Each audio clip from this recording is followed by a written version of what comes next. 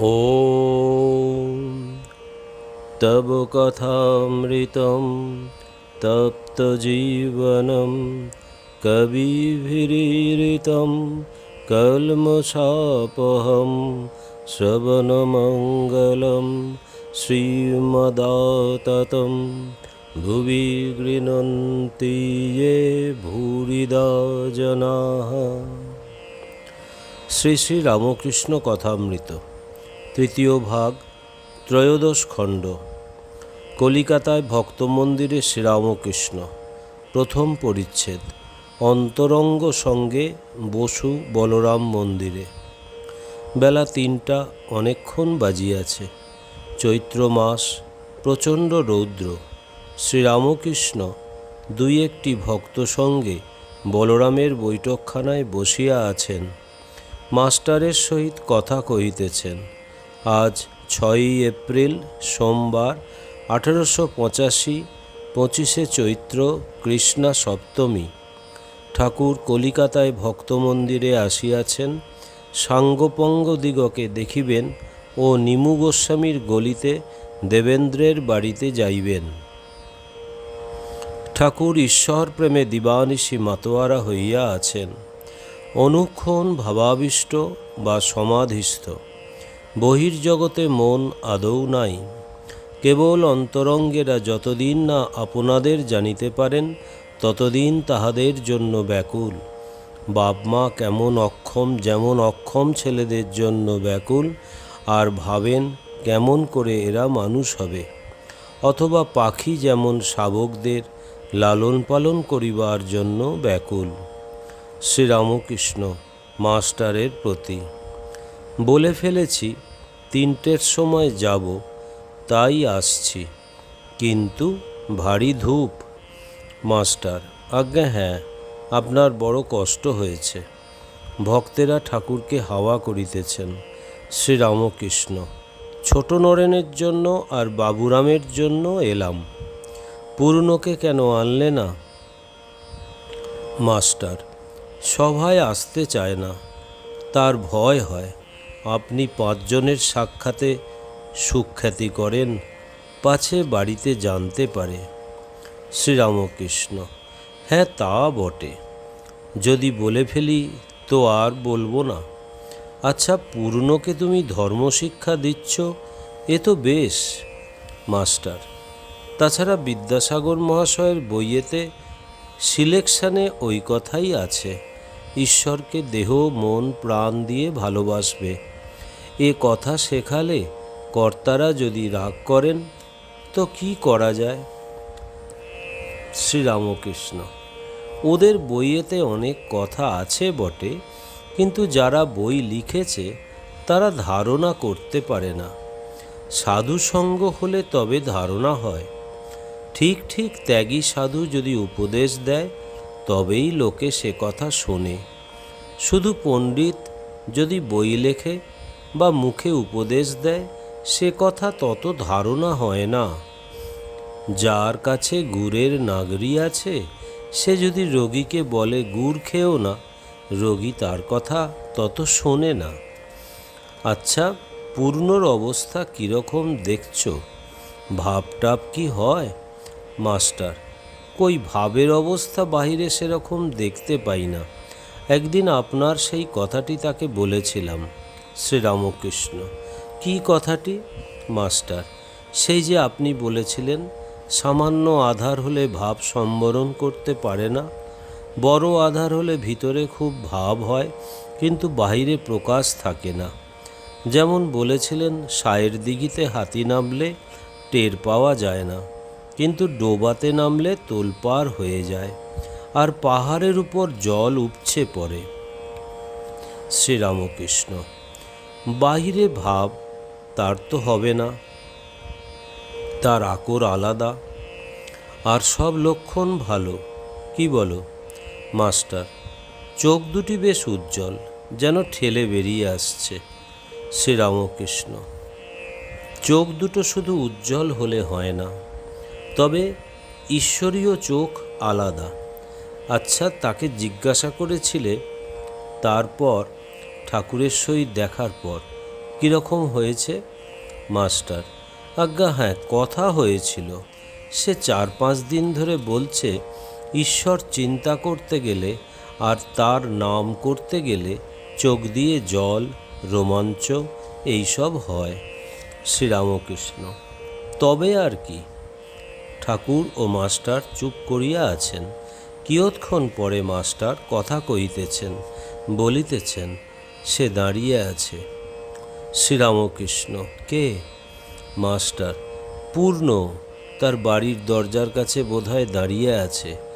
আমরা কেউ গেলে দৌড়ে আসবে, এসে আমাদের নমস্কার করে যাবে।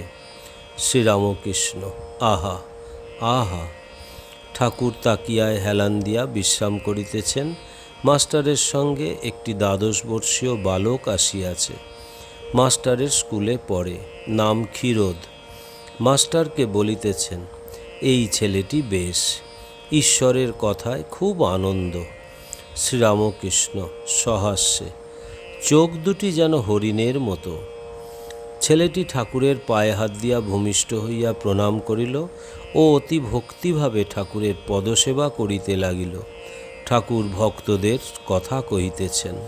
শ্রীরামকৃষ্ণ মাস্টারকে: রাখাল বাড়িতে আছে, তারও শরীর ভালো নয়, ফোঁড়া হয়েছে। একটি ছেলে বুঝি তার হবে শুনলাম। পল্টু ও বিনোদ সম্মুখে বসিয়া আছেন।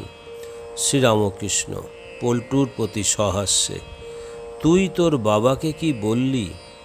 মাস্টারের প্রতি: ওর বাবাকে ও নাকি জবাব করেছে এখানে আসবার কথায়।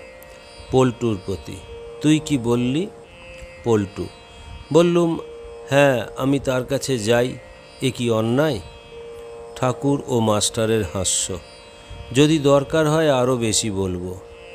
শ্রীরামকৃষ্ণ সহাস্যে মাস্টারের প্রতি: না, কি গো, অত দূর? মাস্টার: আজ্ঞা না, অত দূর ভালো নয়। ঠাকুরের হাস্য। শ্রীরামকৃষ্ণ বিনোদের প্রতি: তুই কেমন আছিস? সেখানে গেলি না? বিনোদ: আজ্ঞা যাচ্ছিলাম, আবার ভয়ে গেলাম না। একটু অসুখ করেছে, শরীর ভালো নয়। শ্রীরামকৃষ্ণ: চ না সেইখানে, বেশ হাওয়া, সেরে যাবি। ছোট নরেন আসিয়াছেন। ঠাকুর মুখ ধুইতে যাইতেছেন। ছোট নরেন গামছা লইয়া ঠাকুরকে জল দিতে গেলেন। মাস্টারও সঙ্গে সঙ্গে আছেন। ছোট নরেন পশ্চিমের বারান্দার উত্তর কোণে ঠাকুরের পা ধুইয়া দিতেছেন। কাছে মাস্টার দাঁড়াইয়া আছেন। শ্রীরামকৃষ্ণ: ভারী ধূপ। মাস্টার: আজ্ঞা হ্যাঁ। শ্রীরামকৃষ্ণ: তুমি কেমন করে ওইটুকুর ভিতর থাকো? উপরের ঘরে গরম হয় না? মাস্টার: আজ্ঞা হ্যাঁ, খুব গরম হয়। শ্রীরামকৃষ্ণ: তাতে পরিবারের মাথার অসুখ, ঠান্ডায় রাখবে। মাস্টার: আজ্ঞা হ্যাঁ, বলে দিয়েছি নিচের ঘরে শুতে। ঠাকুর বৈঠকখানা ঘরে আবার আসিয়া বসিয়াছেন ও মাস্টারকে বলিতেছেন, তুমি এ রবিবারে যাও নাই কেন? মাস্টার: আজ্ঞা বাড়িতে তো আর কেউ নাই, তাতে আবার পরিবারের মাথার ব্যারাম, কেউ দেখবার নাই। ঠাকুর গাড়ি করিয়া নিমু গোস্বামীর গলিতে দেবেন্দ্রের বাড়িতে যাইতেছেন। সঙ্গে ছোট নরেন, মাস্টার, আরও 2-1টি ভক্ত। পূর্ণর কথা কহিতেছেন। পূর্ণের জন্য ব্যাকুল হইয়া আছেন। শ্রীরামকৃষ্ণ মাস্টারের প্রতি: খুব আধার, তা না হলে ওর জন্য জপ করিয়ে নিলে। এ তো এসব কথা জানে না। মাস্টার ও ভক্তেরা অবাক হইয়া শুনিতেছেন যে ঠাকুর পূর্ণের জন্য বীজ মন্ত্র জপ করিয়াছেন। শ্রীরামকৃষ্ণ: আজ তাকে আনলেই হতো, আনলে না কেন? ছোট নরেনের হাসি দেখিয়া ঠাকুর ও ভক্তেরা সকলে হাসিতেছেন। ঠাকুর আনন্দে তাহাকে দেখাইয়া মাস্টারকে বলিতেছেন, দেখো দেখো, ন্যাকা ন্যাকা হাসে, যেন কিছু জানে না, কিন্তু মনের ভিতর কিছুই নাই। 3টেই মনে নাই, জমিন, জরু, রূপেয়া। কামিনী কাঞ্চন মন থেকে একেবারে না গেলে ভগবান লাভ হয় না। ঠাকুর দেবেন্দ্রের বাড়িতে যাইতেছেন। দক্ষিণেশ্বরে দেবেন্দ্রকে একদিন বলিতেছিলেন, একদিন মনে করেছি তোমার বাড়িতে যাব। দেবেন্দ্র বলিয়াছিলেন, আমিও তাই বলবার জন্য আজ এসেছি, এই রবিবারে যেতে হবে। ঠাকুর বলিলেন, কিন্তু তোমার আয় কম, বেশি লোক বলো না, আর গাড়ি ভাড়া বড় বেশি। দেবেন্দ্র হাসিয়া বলিয়াছিলেন, তা আয় কম হলেই বা, ঋণং কৃত্বা ঘৃতং পিবেত, ধার করে ঘৃত খাবে, ঘি খাওয়া চাই। ঠাকুর এই কথা শুনিয়া হাসিতে লাগিলেন, হাসি আর থামে না। কিয়ৎ পরে বাড়িতে পৌঁছিয়া বলিতেছেন, দেবেন্দ্র, আমার জন্য খাবার কিছু করো না, অমনি সামান্য, শরীর তত ভালো নয়। দ্বিতীয় পরিচ্ছেদ। দেবেন্দ্রের বাড়িতে ভক্ত সঙ্গে। শ্রীরামকৃষ্ণ দেবেন্দ্রের বাড়িতে বৈঠকখানায় ভক্তের মজলিস করিয়া বসিয়া আছেন। বৈঠকখানার ঘরটি একতলায়। সন্ধ্যা হইয়া গিয়াছে, ঘরে আলো জ্বলিতেছে। ছোট নরেন, রাম, মাস্টার, গিরিশ, দেবেন্দ্র, অক্ষয়, উপেন্দ্র ইত্যাদি অনেক ভক্তেরা কাছে বসিয়া আছেন। ঠাকুর একটি ছোকরা ভক্তকে দেখিতেছেন ও আনন্দে ভাসিতেছেন। তাহাকে উদ্দেশ্য করিয়া ভক্তদের বলিতেছেন, তিনটে এর একেবারেই নাই, যাতে সংসারে বদ্ধ করে, জমি, টাকা আর স্ত্রী। ওই তিনটি জিনিসের উপর মন রাখতে গেলে ভগবানের উপর মনের যোগ হয় না। এ কি আবার দেখেছিল? ভক্তটির প্রতি, বলতরে কি দেখেছিলি? ভক্ত সহাস্যে, দেখলাম কতকগুলো গুয়ের ভাঁড়, কেউ ভাঁড়ের উপর বসে আছে, কেউ কিছু তফাতে বসে আছে। শ্রীরামকৃষ্ণ, সংসারী লোক যারা ঈশ্বরকে ভুলে আছে, তাদের ওই দশা দেখেছ। তাই মন থেকে এর সব ত্যাগ হয়ে যাচ্ছে। কামিনী কাঞ্চনের উপর থেকে যদি মন চলে যায়, আর ভাবনা কি? কি আশ্চর্য! আমার তো কত জপ ধ্যান করে তবে গিয়েছিল, এর একেবারে এত শীঘ্র কেমন করে মন থেকে ত্যাগ হলো? কাম চলে যাওয়া কি সহজ ব্যাপার? আমারই 6 মাস পরে বুক কি করে এসেছিল। তখন গাছতলায় পড়ে কাঁদতে লাগলাম। বললাম, মা, যদি তা হয় তাহলে গলায় ছুরি দিব। ভক্তদের প্রতি, কামিনী কাঞ্চন যদি মন থেকে গেল, তবে আর বাকি কি রইল? তখন কেবল ব্রহ্মানন্দ। শশী তখন সবে ঠাকুরের কাছে যাওয়া আসা করিতেছেন। তিনি তখন বিদ্যাসাগর কলেজে বিএ প্রথম বৎসর পড়েন।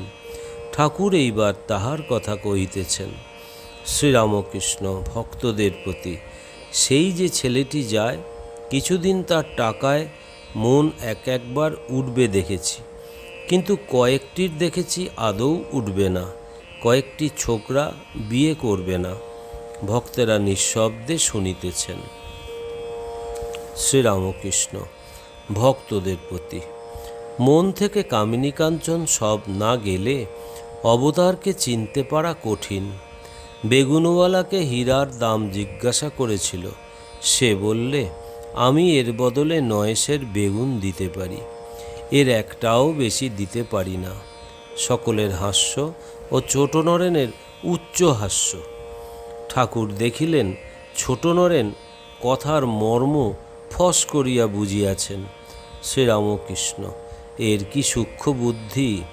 ন্যাংটা এই রকম ফস করে বুঝে নিত। গীতা, ভাগবত যেখানে যা, সে বুঝে নিত। শ্রীরামকৃষ্ণ, ছেলেবেলা থেকে কামিনী কাঞ্চন ত্যাগ, এটি খুব আশ্চর্য। খুব কম লোকের হয়। তা না হলে যেমন শিল খেকো আম, ঠাকুরের সেবায় লাগে না, নিজে খেতে ভয় হয়। আগে অনেক পাপ করেছে, তারপর বুড়ো বয়সে হরিনাম করছে, এ মন্দের ভালো। অমুক মল্লিকের মা খুব বড় মানুষের ঘরের মেয়ে। বেশ্যাদের কথায় জিজ্ঞাসা করলে ওদের কি কোনো মতে উদ্ধার হবে না? নিজে আগে আগে অনেক রকম করেছে কি না, তাই জিজ্ঞাসা করলে।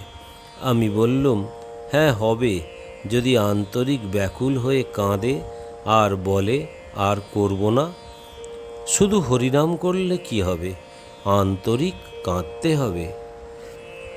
ॐ निरञ्जनं नित्यम् अनन्तरूपं भक्तानुकम्पातीतविग्रहं वै ईशावतारं परमेशमिड्डं तं रामकृष्णं शिरसा नमामहम्। শ্রীরামকৃষ্ণ অর্পণমস্তু।